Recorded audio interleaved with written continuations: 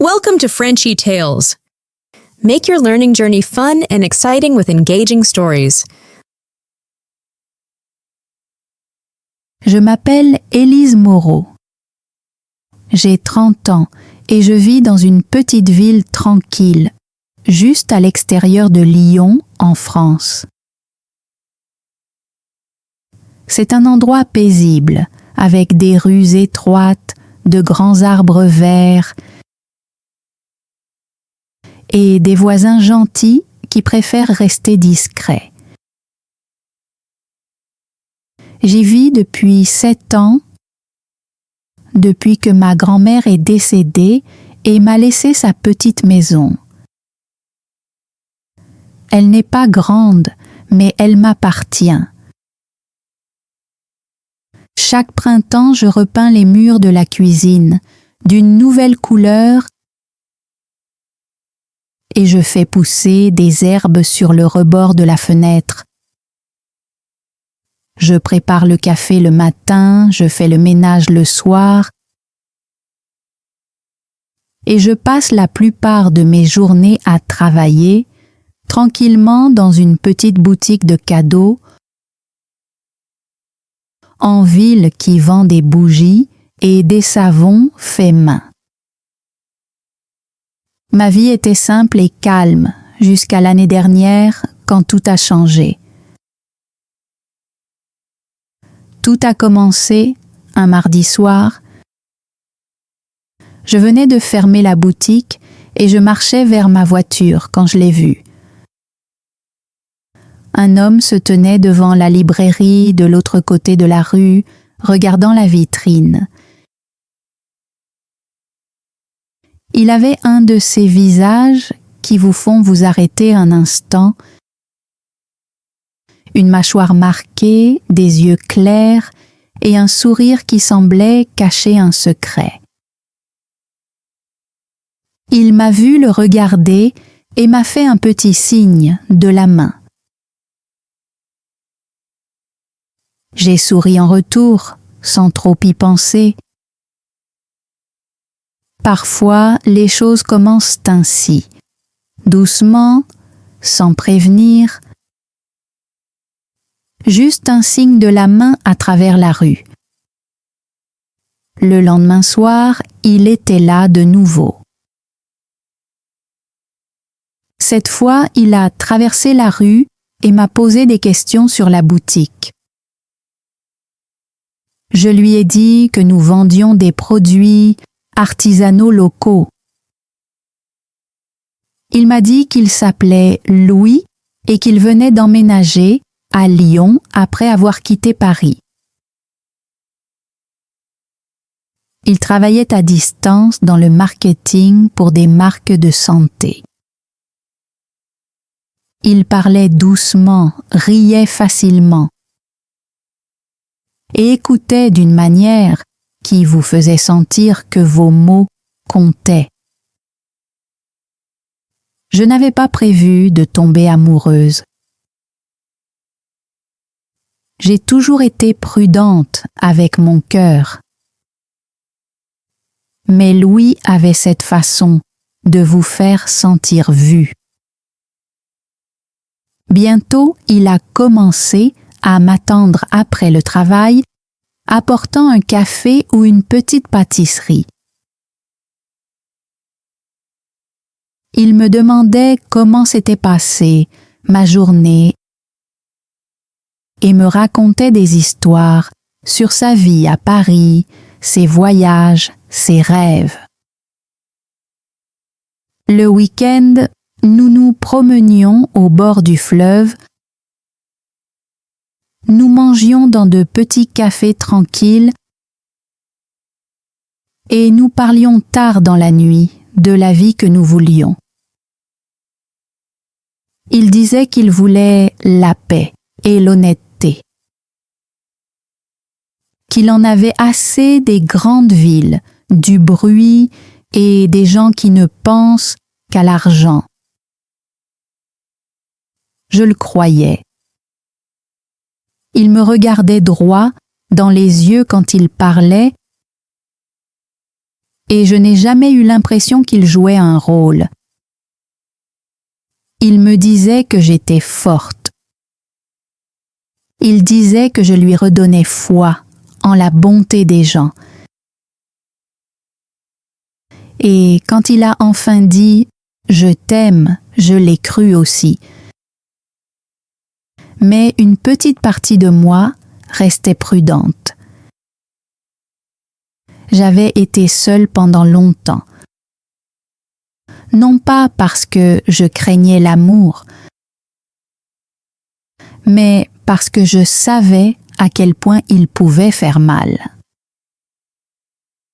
Quand ma grand-mère est morte, elle m'a laissé ses économies.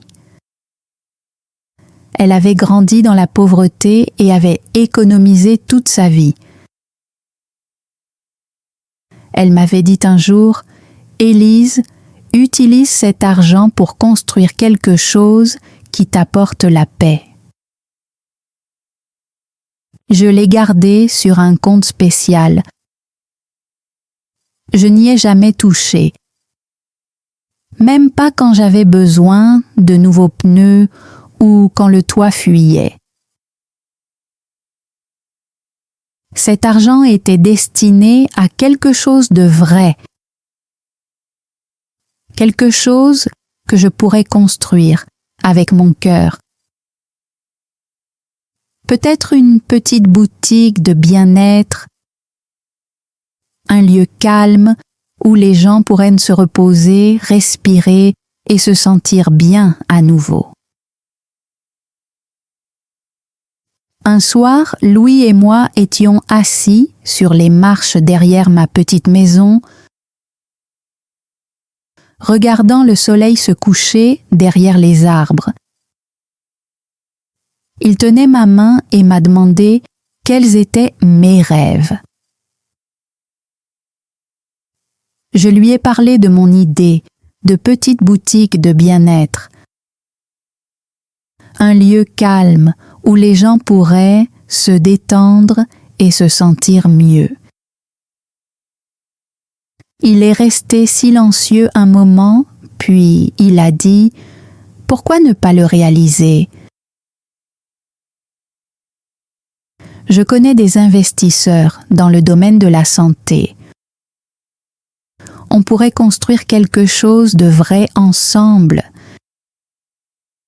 quelque chose de bon pour les autres aussi. Je lui ai dit que j'avais besoin de temps.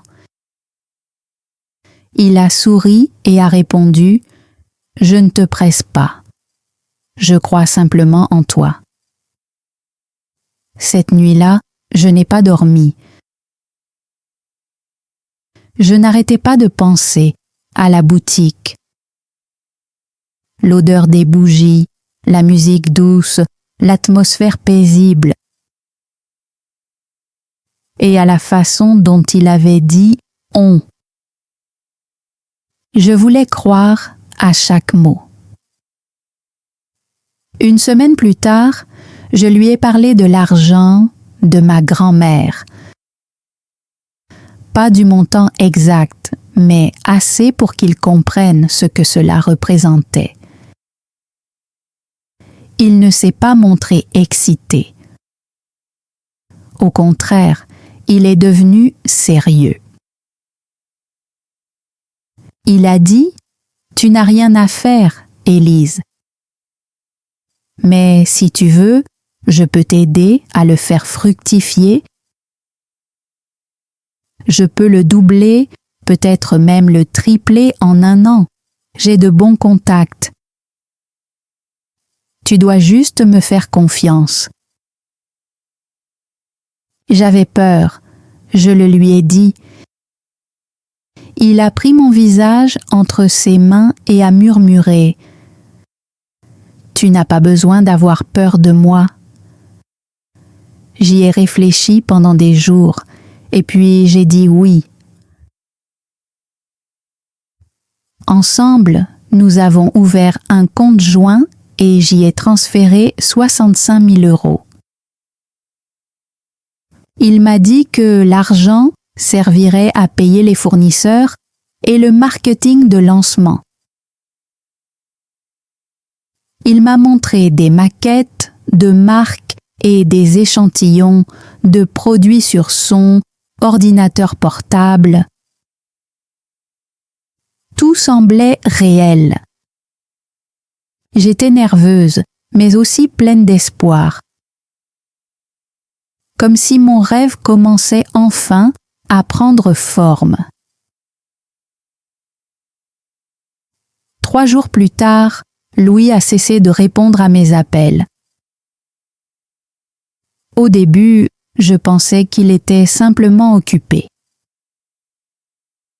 Il m'avait dit qu'il partait à Nice pour une courte réunion. Mais ensuite, les messages ont cessé.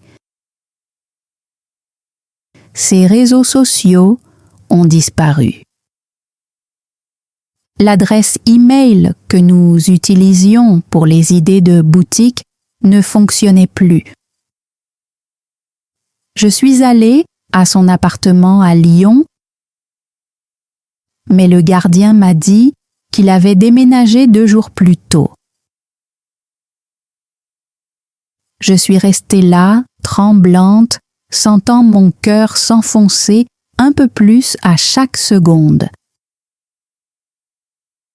Cette nuit-là, je me suis assise dans ma cuisine sombre, sans allumer la lumière, fixant mon téléphone. L'application bancaire affichait 0 sur le compte joint. Ce n'était pas seulement l'argent. C'était la confiance, les histoires, la croyance que quelqu'un m'avait vraiment vu, alors que peut-être ce n'avait jamais été le cas. J'avais envie de crier, de tout jeter, mais je suis restée là, immobile, vide. Le lendemain matin, j'ai appelé la banque. Ils m'ont dit que l'argent avait été transféré vers un autre compte privé et inaccessible. Je suis allée à la police. Ils m'ont demandé si j'avais un contrat. J'ai répondu non. Ils m'ont demandé si j'avais une preuve qu'il avait menti. J'ai montré les messages, mais rien ne prouvait la fraude. L'officier a soupiré et a dit « Si vous lui avez donné l'argent volontairement, madame, nous ne pouvons pas appeler cela un crime sans plus de preuves. » J'ai dit doucement, mais il m'a menti. L'officier a répondu « Ce n'est pas juste, madame. » Mais cela arrive plus souvent que vous ne le pensez. Je suis rentrée lentement chez moi. Mes jambes tremblaient. Je suis passée devant la boutique où je travaillais, mais je n'ai pas pu y entrer. Tout ce en quoi je croyais semblait s'être effondré. Mes amis ont essayé de me réconforter, mais leurs mots sonnaient creux. Certains m'ont demandé pourquoi je lui avais fait confiance. D'autres ont dit que je devais tourner la page. Mais aucun d'eux ne savait ce que cela faisait de perdre non seulement de l'argent, mais aussi la foi. J'ai cessé de répondre aux appels, j'ai cessé de sortir. Je ne pouvais plus regarder les gens dans les yeux. Mais après quelques semaines de silence, je me suis dit « Il a pris ce qu'il a pu, mais il ne t'a pas prise, toi. » Je me suis levée, j'ai préparé du café et je suis allée demander un travail à temps partiel dans une boulangerie du quartier. Ce n'était pas grand-chose, mais c'était quelque chose. Je balayais le sol, je coupais le pain et je souriais aux clients. Même quand ma poitrine me faisait encore mal. J'ai recommencé à économiser petit à petit en cachant de l'argent dans un tiroir à la maison. Mes rêves étaient plus modestes, mais ma force revenait. Quelques semaines plus tard, une nuit, j'ai recherché le nom de Louis à nouveau. Je m'étais promis de ne pas le faire, mais je n'ai pas pu m'en empêcher. Et il était là. Un nouveau profil, une nouvelle ville, mais le même visage. Il souriait à côté d'une autre femme. La légende disait « Mon monde entier ». Mon cœur ne s'est pas arrêté, mais il a ralenti. Cette sensation lourde et froide, comme lorsqu'on entre dans une eau profonde, sans s'y attendre. J'ai fixé la photo. Son bras était autour d'elle. Elle avait l'air heureuse. Lui avait l'air calme, fier, comme un homme qui n'a rien à cacher. Le nom du profil était différent. La ville indiquait Marseille. Il se présentait comme consultant en bien-être. Le compte était récent, seulement quelques photos. Je ne pouvais pas le prouver, mais je savais. La même mâchoire, le même sourire, le même schéma, apparaître, séduire, promettre, disparaître. Il n'était pas négligent, il était méthodique. Et je n'étais pas la première. Mais cette fois, je n'ai pas pleuré. Je n'ai rien cassé. Je n'ai pas crié. Je suis juste restée là, figée, à regarder l'écran. Puis j'ai fait une capture d'écran.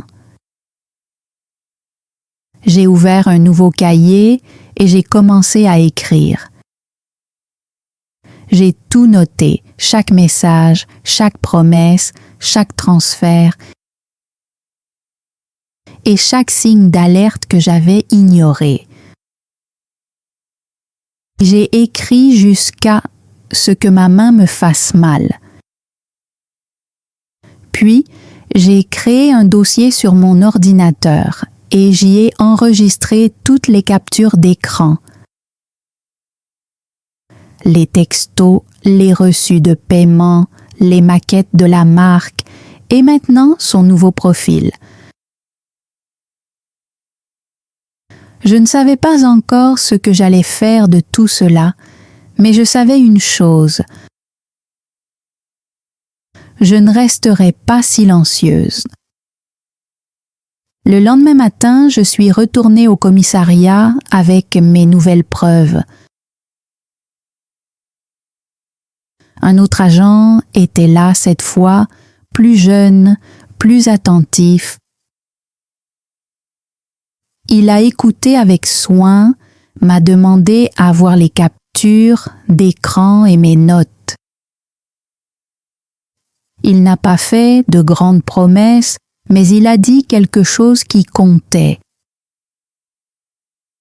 Nous allons ouvrir une enquête. J'ai poussé un long soupir. Je ne m'étais même pas rendu compte que je retenais ma respiration. Quelques jours plus tard, le même agent m'a rappelé. ils avaient commencé à enquêter. Louis, ou quel que soit le nom qu'il utilisait, avait plusieurs fausses identités dans différentes régions de France.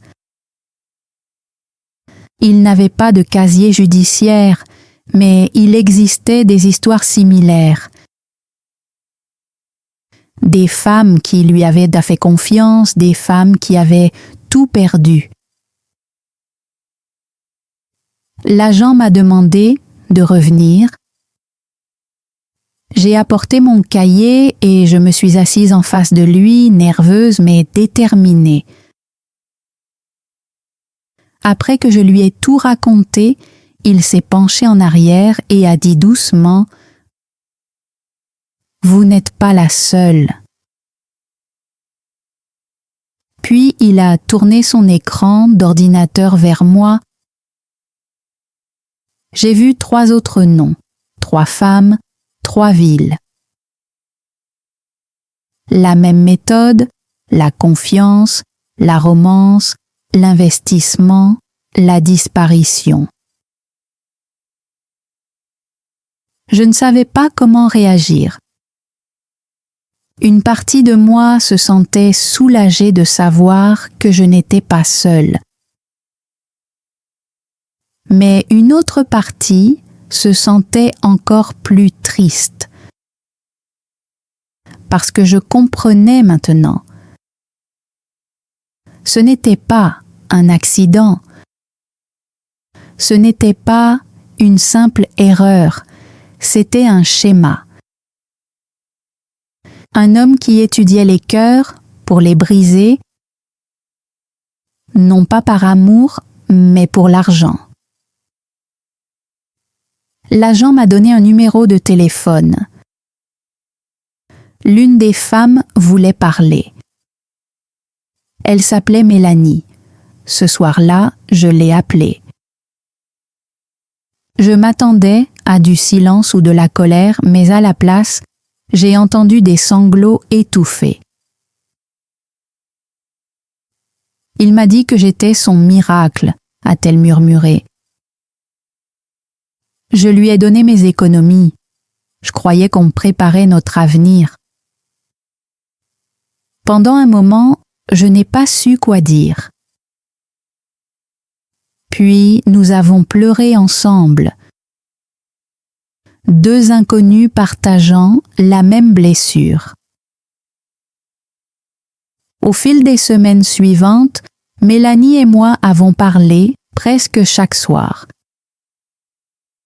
Au début, nous parlions de lui, de ce qu'il disait, de son sourire, de la façon dont tout semblait désormais calculé. Mais peu à peu, nos conversations ont changé. Nous avons commencé à parler de nos vies, nos familles, notre travail, nos peurs, nos espoirs. Mélanie était douce et bienveillante. Elle travaillait comme infirmière scolaire à Bordeaux et aimait le jardinage. Elle m'a dit que ses amis avaient cessé de l'appeler après avoir appris ce qui s'était passé. Je lui ai dit que je comprenais, les miens s'étaient éloignés aussi. Pas parce qu'ils ne se souciaient pas de moi, mais parce que la douleur met les gens mal à l'aise. Un soir, Mélanie a dit quelque chose qui m'est resté en tête. Peut-être qu'on ne pourra pas récupérer notre argent, mais on peut peut-être faire en sorte qu'il ne recommence jamais. Cette phrase m'a hantée pendant des jours. J'avais seulement pensé à ma perte, mais Mélanie pensait au-delà d'elle-même. Elle avait raison. Alors, nous avons créé un simple blog, rien de sophistiqué. Nous l'avons appelé le visage derrière le sourire. Nous n'avons pas publié son vrai nom ni sa photo au début. Nous avons simplement écrit des histoires, les nôtres. Nous avons raconté comment il parlait, ce qu'il promettait et les signes que nous n'avions pas vus. Nous avons aussi rédigé de courts articles sur la sécurité en ligne, la manipulation émotionnelle et comment signaler une fraude, même quand on a honte. Nous ne nous attendions pas à ce que quelqu'un lise tout cela, mais les gens l'ont fait. Bientôt, des emails ont commencé à arriver. Des femmes d'autres régions de France, même d'autres pays. Certaines ne lui avaient parlé qu'en ligne. D'autres l'avaient rencontré en personne. Certaines s'étaient arrêtées avant d'envoyer de l'argent. D'autres avaient tout perdu. Elles écrivaient des messages comme « Votre publication m'a sauvé » ou encore « Je croyais être folle, mais maintenant je sais que je ne suis pas seule. » J'ai pleuré en lisant ces messages, non pas de tristesse, mais de force. Parce que, pour la première fois depuis longtemps, je me suis sentie utile à nouveau. Mélanie et moi sommes devenus plus que des amis. Nous sommes devenus des sœurs de guérison, deux femmes reconstruisant leur vie, une histoire à la fois. Nous étions comme des sœurs. Un soir, au téléphone, nous avons fait une promesse. Plus de cachette, plus de honte, plus de silence. Le dire à voix haute nous a donné de la puissance. C'était comme un baume qui soigne. Les mois ont passé. L'enquête de police était toujours ouverte, mais les progrès étaient lents. Louis était malin. Il utilisait de faux noms, des téléphones prépayés et déménageait souvent. Mais notre blog, lui, continuait de grandir. De petits sites d'actualité français ont commencé à s'y intéresser. Un journaliste nous a contactés et nous a demandé si nous accepterions de partager notre histoire anonymement. Nous avons dit oui. Une semaine plus tard, l'article est paru. Le titre disait « L'homme aux deux visages quand l'amour devient un mensonge ». Ce n'était pas dramatique. C'était simple et vrai. Les gens l'ont partagé. D'autres femmes nous ont écrit, ajoutant chacune une nouvelle pièce au puzzle. Le silence qui m'avait autrefois enfermé commençait enfin à se briser. Pendant ce temps, je continuais de travailler à la boulangerie. Ce n'était pas un travail prestigieux, mais il me donnait une routine. Je recommençais à économiser, non pas pour ouvrir une boutique, mais pour ma liberté. Mes rêves avaient changé.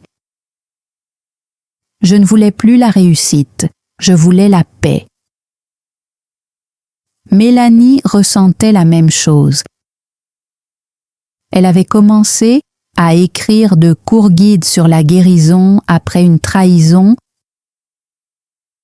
pendant que moi, j'écrivais sur la sécurité en ligne. Nous travaillions tard dans la nuit, sans être payés, mais heureuses, parce que nous transformions la douleur en but. Un après-midi, l'officier de police m'a rappelé. Sa voix était ferme. « Nous avons peut-être une piste, » a-t-il dit. « Pouvez-vous venir ?» Mon estomac s'est noué, mais j'y suis allée. Au commissariat, il m'a expliqué qu'ils avaient trouvé un schéma. Une réservation d'hôtel à Lyon sous l'un des faux noms de Louis correspondait à une adresse IP provenant d'un de ses emails. Ce n'était pas encore suffisant pour l'arrêter, mais assez pour suivre ses déplacements. L'affaire allait être transférée à la brigade de cybercriminalité. Cela prendrait du temps, mais enfin, quelque chose se passait. Cette nuit-là, j'ai appelé Mélanie.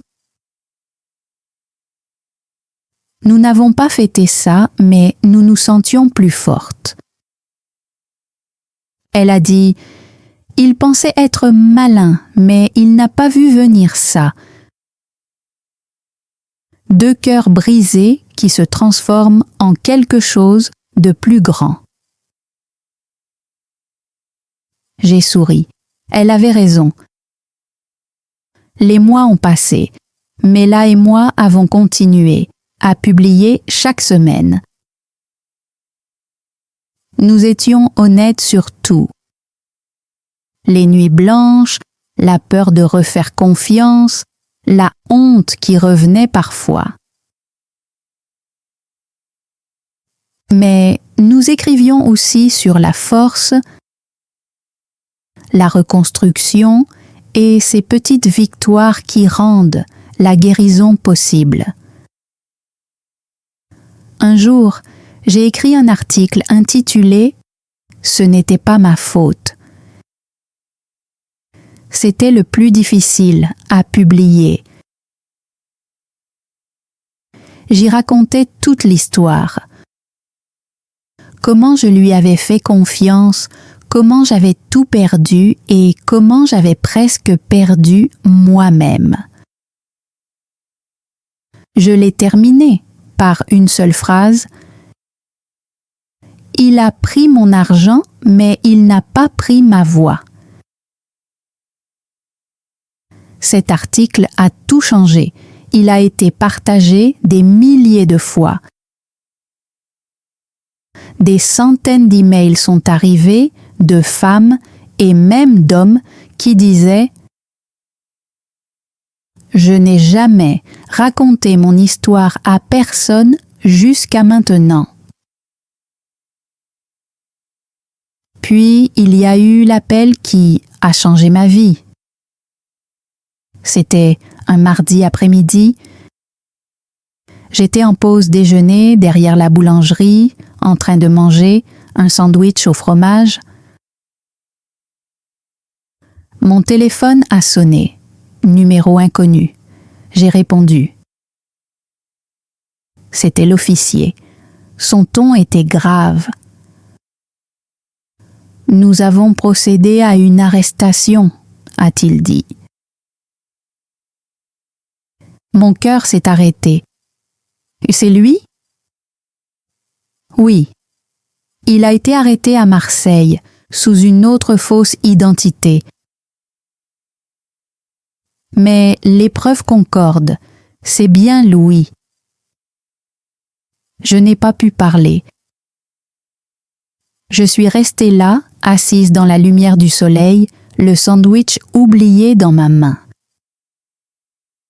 Après un moment, il a ajouté nous aurons besoin de votre déposition complète. Seriez-vous prête à témoigner si l'affaire va au tribunal? Oui, ai-je répondu sans hésiter. J'étais prête. Ce soir-là, j'ai appelé Mélanie. Elle a commencé à pleurer dès que je lui ai annoncé la nouvelle. « Je ne pensais pas que ce jour arriverait », a-t-elle murmuré.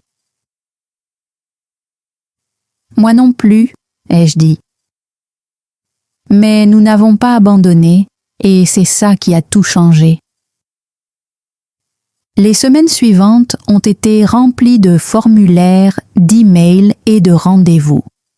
Ce n'était pas facile. Il y avait des avocats, des documents, des mots froids et impersonnels. Mais je restais concentrée. Les enquêteurs avaient trouvé des traces bancaires, des faux comptes et des preuves numériques le reliant à plusieurs victimes. Ce n'était plus seulement un préjudice émotionnel, c'était une fraude organisée. Quand je l'ai revu, c'était au tribunal. Il est entré, chemise propre, menotté, le visage impassible. Il n'avait pas l'air choqué, seulement ennuyé, comme quelqu'un qui avait déjà fait ça auparavant. J'étais assise, 2 rangs derrière le procureur. Mela était à côté de moi, sa main tremblante dans la mienne. Je tremblais aussi, mais je n'ai pas détourné le regard. Louis ne s'est jamais tourné vers nous. Il regardait droit devant lui pendant la lecture des chefs d'accusation. Escroquerie, vol d'identité et manipulation émotionnelle à des fins financières. À ce moment-là, 7 femmes s'étaient manifestées. De Paris, de Nice, de Lyon et même de Bruxelles. Des histoires différentes, mais le même schéma. Le juge a fixé la date du procès et a refusé sa mise en liberté, sous caution. Après cette première audience, Mela et moi sommes sortis dans l'air froid. Nous n'avons pas parlé pendant un long moment. Puis elle a dit doucement « Il ne nous a pas regardés une seule fois. » J'ai hoché la tête, parce que pour lui, nous ne sommes pas des personnes. Nous sommes juste des pièces dans son jeu. Elle a marqué une pause, puis a esquissé un léger sourire. Mais c'est nous qui mettons fin à ce jeu. Ce soir-là, nous avons dormi dans un petit hôtel près du tribunal. Nous avons parlé de ce que nous ferions ensuite. Mela a dit qu'elle voulait reprendre des études à temps partiel et peut-être devenir assistante sociale. Je lui ai confié que j'avais recommencé à peindre, quelque chose que je n'avais pas fait depuis longtemps, avant tout ça. Pour la première fois depuis des années, nous avons parlé d'avenir et nous avons souri. Le procès a duré 4 semaines. Chaque jour, nous étions là, assises en silence dans la salle d'audience. Certains jours étaient lourds. Certaines femmes pleuraient à la barre. Moi aussi j'ai pleuré. mais chaque témoignage ajoutait de la force comme une pierre de plus dans le mur de la vérité. À la fin, le verdict est tombé. Coupable. Louis a été condamné à 12 ans de prison pour escroquerie, vol d'identité et exploitation émotionnelle. Il n'a rien dit. Il a juste baissé la tête comme si cela n'avait aucune importance. Mais cela en avait pour chacune d'entre nous. Parce que ce jour-là, nous avons retrouvé ce qu'il ne pourrait jamais nous voler. Nos voix, notre force et notre paix. Après le procès, quelque chose a changé en moi. Je ne me sentais pas heureuse ni prête à célébrer. Je ne me sentais pas soudainement libre,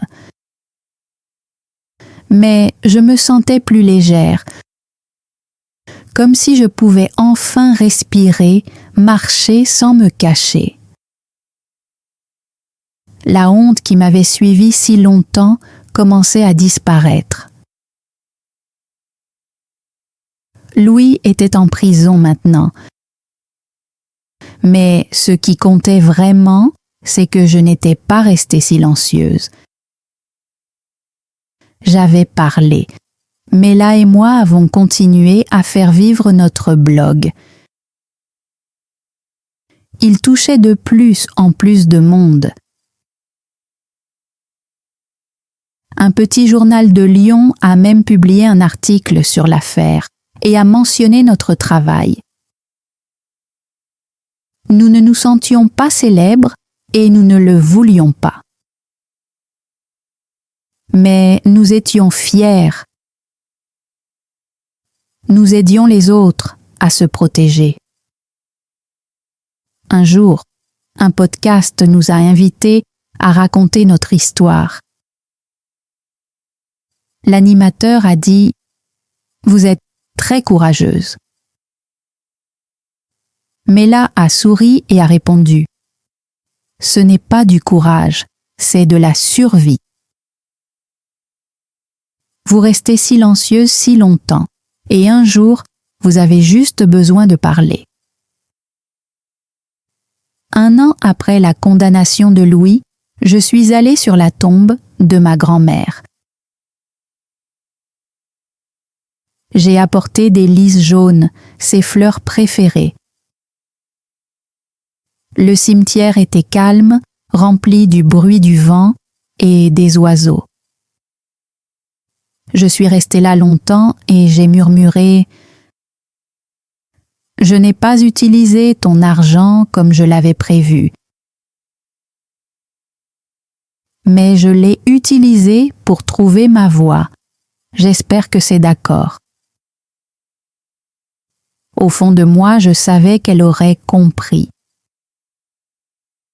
La vie est redevenue peu à peu paisible. Je vis toujours dans le même petit appartement près de Paris. Les murs de la cuisine sont peints en vert clair. Je garde des herbes sur le rebord de la fenêtre, basilic, menthe et thym. Mon emploi à la boulangerie est devenu permanent. J'aide désormais à gérer l'endroit et j'anime même un petit atelier de pâtisserie 2 fois par mois. C'est un travail simple, mais il a du sens. Certains soirs, je reste éveillée tard pour écrire. Mela et moi travaillons sur un petit livre à 2, sur la guérison émotionnelle et la sécurité en ligne. Cela prend du temps, mais c'est réel, comme tout ce que nous avons accompli. Parfois, je pense encore à Louis. pas avec de la colère ni même avec de la tristesse, mais avec de la compréhension. Il n'a pas été une erreur, il a été une leçon. Une leçon douloureuse, oui, mais une leçon qui m'a appris qui je suis vraiment. Cette leçon fait partie de moi maintenant, mais elle ne me définit plus.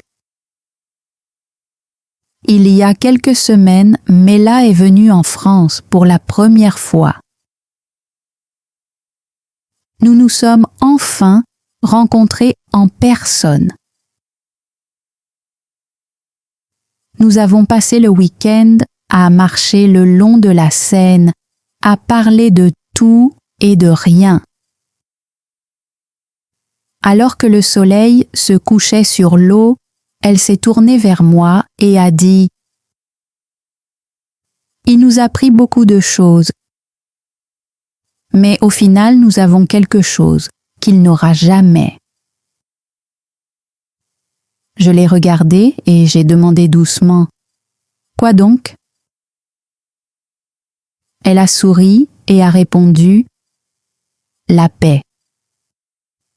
Et dans ce moment de silence, j'ai su qu'elle avait raison. Cette histoire n'a jamais été une histoire de perte. C'était une histoire de renaissance. Une histoire de retrouvailles avec soi-même après que quelqu'un ait essayé de vous effacer. Merci d'avoir écouté notre histoire. Si vous voulez en entendre d'autres, mettez un like et laissez un commentaire ci-dessous. Thanks for joining Frenchy Tales. Don't forget to like, subscribe, and keep learning through stories. See you next time.